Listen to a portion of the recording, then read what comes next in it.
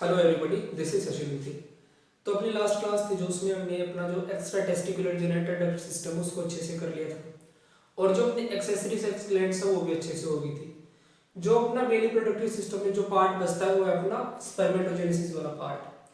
तो स्पर्मेटोजेनेसिस होता क्या है? Spermatogenesis simply a process of formation of sperm by the differentiation and maturation of spermatogonia, जो कि नियर अबाउट 13 ईयर्स की एज के आसपास शुरू हो जाते हैं and continues through out the life, but it get significantly decrease in old age and it takes about nearly 65 to 75 days for the completion of spermatogenesis। तो उसी को आज हम अच्छे से डिटेल में शुरू करेंगे। जब हमने अपना इंटरनल स्ट्रक्चर ऑफ टेस्टिस देखा, उसमें हमने जो टेस्टिकुलर डक्ट का कंपार्टमेंट भी देखा था, तो उसमें क्या होता है, अपनी जो जर्मिनल एपिथेलियम होती है उसके जो सेल्स होते हैं उन्हें हम बोलते हैं प्राइमोडियल जर्म सेल्स। वही जर्म सेल डिवाइड करके आगे मैच्योरेशन करके और डिफरेंशिएट करके स्पर्मेटोजोआ यानी कि स्पर्म की फॉर्मेशन करते हैं। तो देखते हैं, suppose this is our primordial germ cell.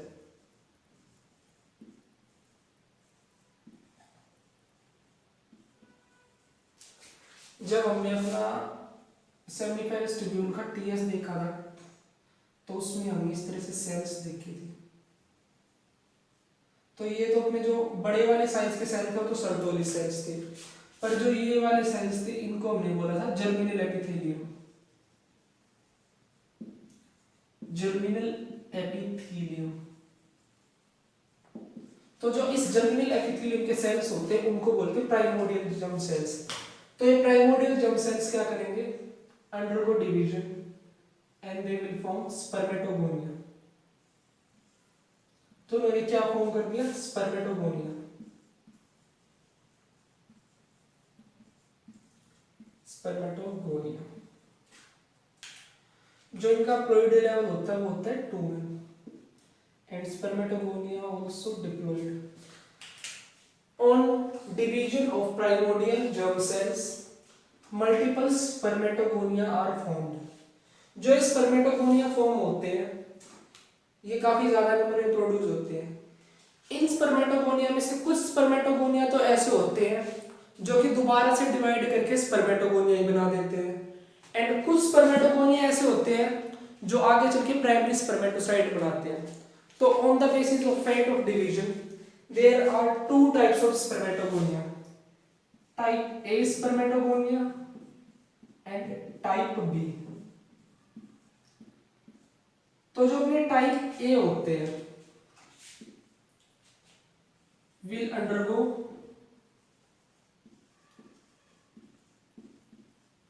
division to form another spermatogonia, another, or we can say further spermatogonia, spermatogonia। तो जो अपने टाइप ए वाले स्पर्मेटोगोनिया है वो तो क्या करेंगे, दोबारा से डिवाइड करके स्पर्मेटोगोनिया ही फॉर्म कर देंगे। जो अपने टाइप बी वाले स्पर्मेटोगोनिया है, only these will undergo division to form primary spermatocytes. तो ये एक इंपॉर्टेंट चीज है, type B, only these can produce primary spermatocyte.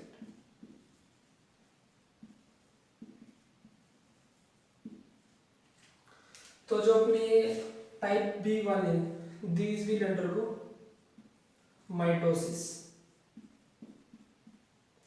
तो इससे क्या होगी, इससे अपने स्पर्मेटोसाइट प्राइमरी स्पर्मेटोसाइट्स फॉर्म होंगी। तो these are our primary spermatocytes.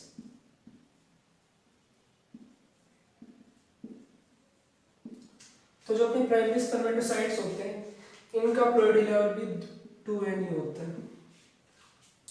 Then जो अपने प्राइमरी स्पर्मेटोसाइट है, both of these will undergo division, first meiotic division. तो ये अपना जाएगा मेयोटिक डिवीजन में, मियोसिस 1। ये फर्स्ट मेयोटिक डिवीजन में जाके it will form 2 secondary spermatocytes. Secondary spermatocytes.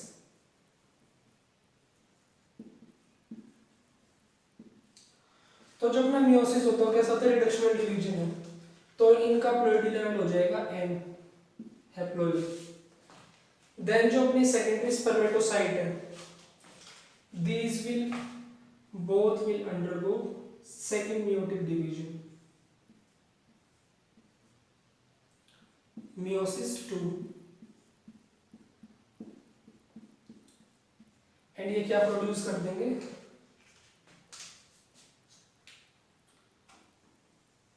Spermatids.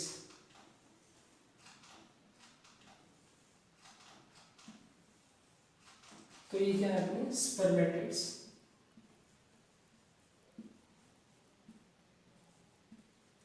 इनका भी प्लोइडी लेवल क्या होगा, एम होगा। तो यहां से काफी इंपॉर्टेंट चीज आती है, how many spermatids are form from primary spermatocyte. जो अपना एक सिंगल प्राइमरी स्पर्मेटोसाइट होता है वो 4 स्पर्मेटिड्स को फॉर्म करता है। और जो अपना फीमेल केस होता है, फीमेल वाला केस होता है, जब हम oogenesis को स्टडी करेंगे उसमें जो सिंगल जो मतलब oocyte होता है वो सिंगल ओवम को प्रोड्यूस करता है।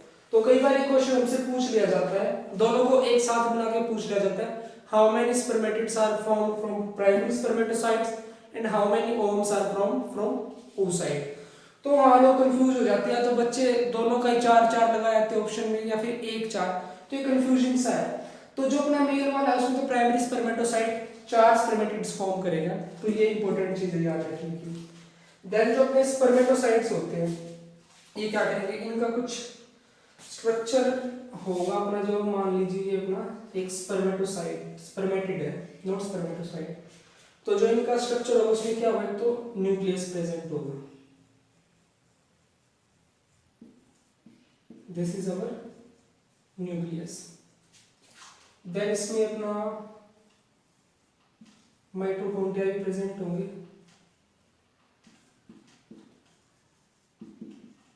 माइटोकॉन्ड्रिया। इसमें अपना सेंट्रियोल्स ही प्रेजेंट होंगे, these are our centrioles. And इसमें गोल्गी बॉडी भी प्रेजेंट होगी, गोल्गी बॉडी। तो ये क्या अपना, ये अपना स्पर्मेटिड है।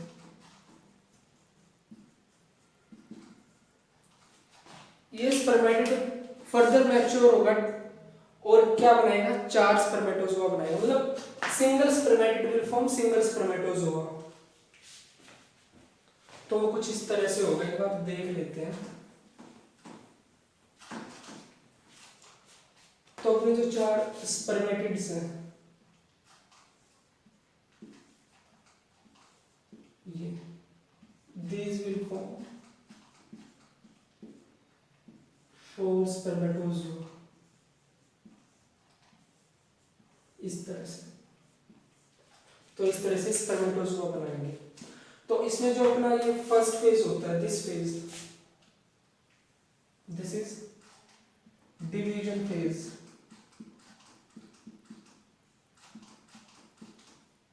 Division phase.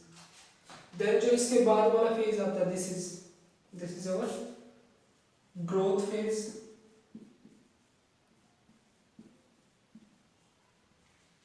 एंड जो इसके बाद वाला जो अपना फेज आता है स्पर्मेटिड से स्पर्मेटोजोआ का बनना, this is our maturation phase.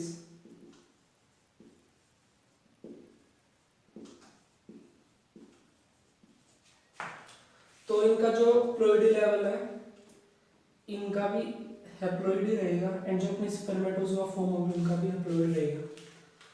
The process of formation of spermatozoa from spermatids is called as spermiogenesis. तो ये कंफ्यूजिंग सी टर्म्स है, स्पर्मेटोजेनेसिस क्या होता है, फिर स्पर्मियोजेनेसिस क्या होता है। तो देखते हैं स्पर्मियोजेनेसिस।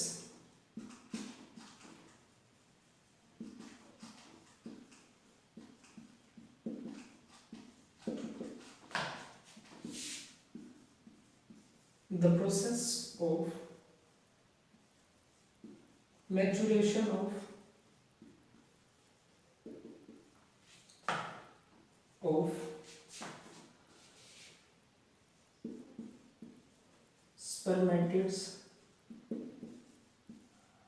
into spermatozoa, स्पर्म और वी कैन से स्पर्मेटोजोआ दोनों हम बोल सकते हैं। तो ये अपना स्पर्मियोजेनेसिस होता है। देन एक टर्म और आती है, what is spermiation.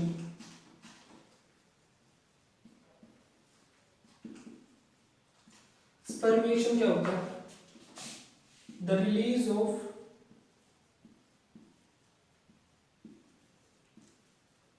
Mature spermatids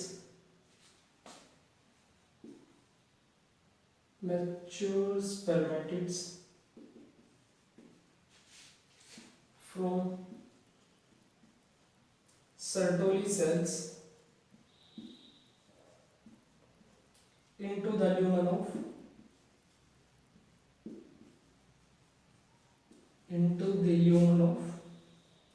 seminiferous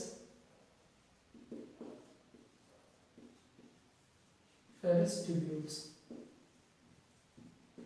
तो जो अपना स्पर्मेशन क्या होता है? The release of mature spermatids from Sertoli cells into the lumen of seminiferous tubule, this is our spermiation. तो स्पर्मेटोजेनेसिस, स्पर्मियोजेनेसिस और स्पर्मिएशन तीनों टर्म्स आपको शायद क्लियर होंगे। अब जो अपना बचता है, अब देखते हैं जो अपना स्पर्म बनता है उसका स्ट्रक्चर क्या क्या होता है, उसमें क्या क्या चीजें प्रेजेंट होती हैं।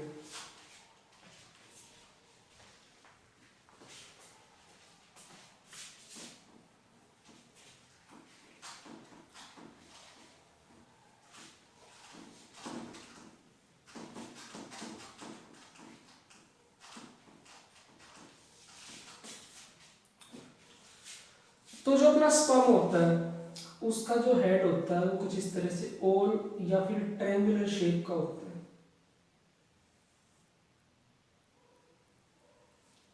तो जो अपना हेड होता है उसमें प्रेजेंट होता है एक न्यूक्लियस, दिस इज न्यूक्लियस। और जो हेड होता है इस पे कवरिंग प्रेजेंट होती है इस तरह से,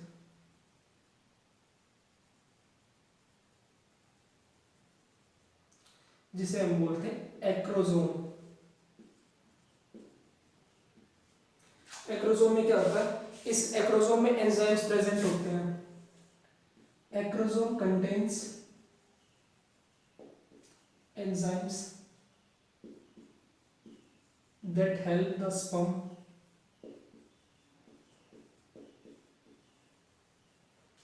to penetrate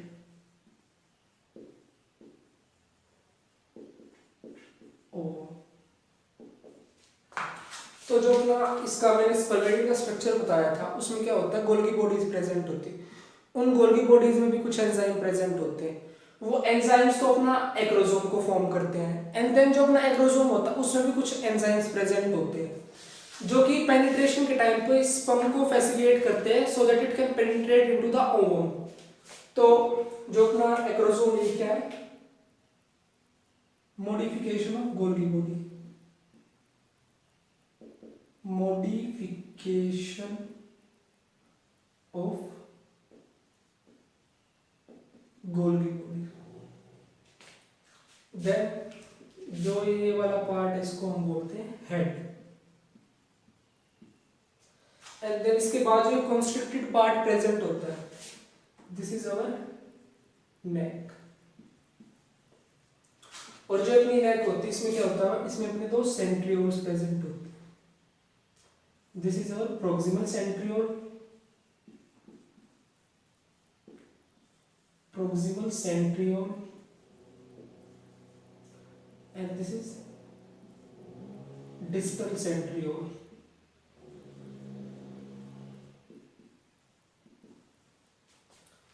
तो जो डिस्टल सेंट्रियोल होता है ये एक्सटेंड कर जाता है इस तरह से, कुछ इस तरह से ये एक्सटेंड कर जाता है।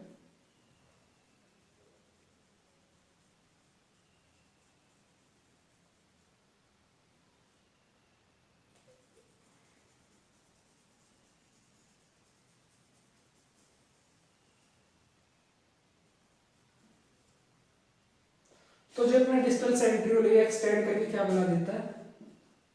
Axial filament.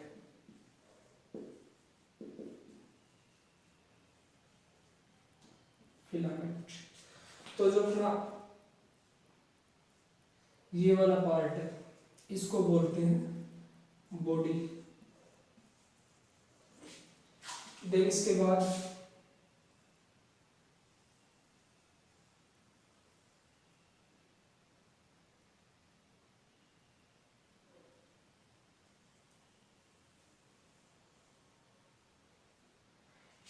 This is our tell, ये अपना टेल वाला पार्ट।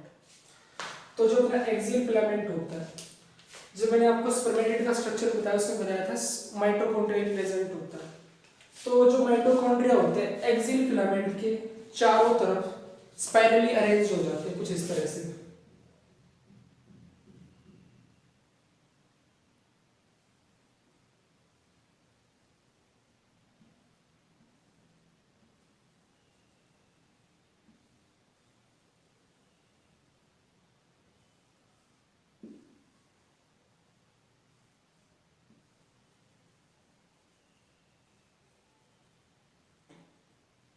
तो जो माइटोकॉन्ड्रिया की ये स्पाइरल अरेंजमेंट होती है अलोंग द एक्सियल फिलामेंट, इसको एक स्पेसिफिक नाम दिया जाता है that is नेबलकर्न arrangement.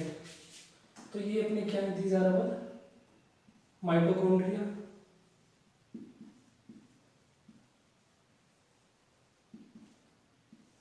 And the arrangement of mitochondria ने इसको बोल सकते हैं द स्पाइरल अरेंजमेंट। तो ये अपना माइटोकॉन्ड्रिया है, द अरेंजमेंट ऑफ माइटोकॉन्ड्रिया और we can say spiral arrangement of mitochondria along axial filament is called as nebenkern arrangement. तो नाम ये अपना नेबलकर्न, NEBENKERN, ये एक स्पेसिफिक नाम इस अरेंजमेंट के लिए। तो ये कुछ इस तरह से अपना स्पर्म का स्ट्रक्चर प्रेजेंट होता है। तो इसी के रिगार्डिंग आपने दो टर्म्स और सुनी होगी, दैट इज डीकैपेसिटेशन एंड कैपेसिटेशन। तो डीकैपेसिटेशन क्या होता है, जो अपना स्पर्म होता है तो उसके जो एक्रोसोम वाला पार्ट होता है उसमें एंजाइम्स प्रेजेंट होते हैं जो कि उसको ओवम को पेनिट्रेट करने में हेल्प करते हैं। तो उसको जो एंजाइम्स होते हैं उन एंजाइम्स को बचाने के लिए जो अपना एपिडिडाइमिस वाला पार्ट है उसके ऊपर कुछ सिक्रीशन सिक्रीट कर देता है so that the enzymes get not destroyed in the tracts before passing to the female reproductive tract. मतलब जहाँ पे एंजाइम्स का काम होता है वहां पर पहुंचने से पहले ये खराब ना हो जाए, उस चीज से बचाने के लिए जो एपिडाइमिस है वो कुछ सिक्रीशंस रिलीज करता है that forms over a coat on the acrosome. तो इसको डीकैपेसिटेशन बोलते हैं, जिसकी वजह से जो स्पर्म की पेनिट्रेटिंग जो फर्टिलाइजेशन एबिलिटी है वो कम हो जाती है। तो decapacitation is the secretion of a layer over the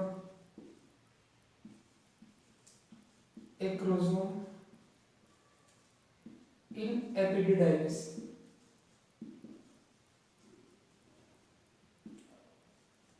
to protect the enzymes from getting destroyed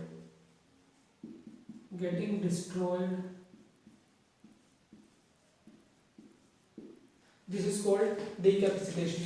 decapacitation में क्या होता है, जो अपना एपिडिडाइमिस में जब स्पर्म प्रेजेंट होता है तो एपिडिडाइमिस एक्रोसोम के ऊपर एक लेयर सिक्रेट कर देता है कुछ, उस लेयर की वजह से जो अपने एक्रोसोम के एंजाइम्स हैं वो सेव हो जाते हैं, but the penetrating ability of the sperm get reduced, this is called as decapacitation। तो ये होता है in epididymis एंड इसका उल्टा एक होता है कैपेसिटेशन।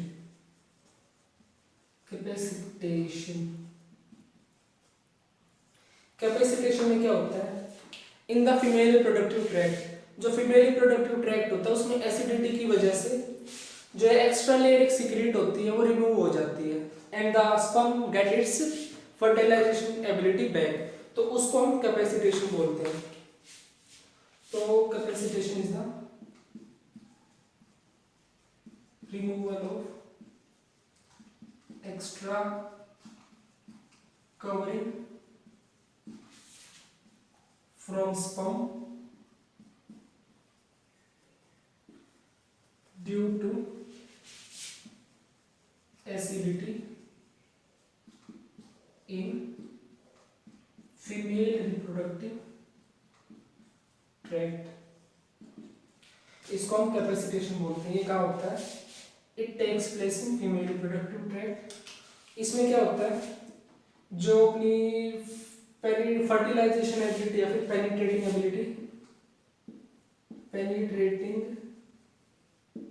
Ability gate decrease,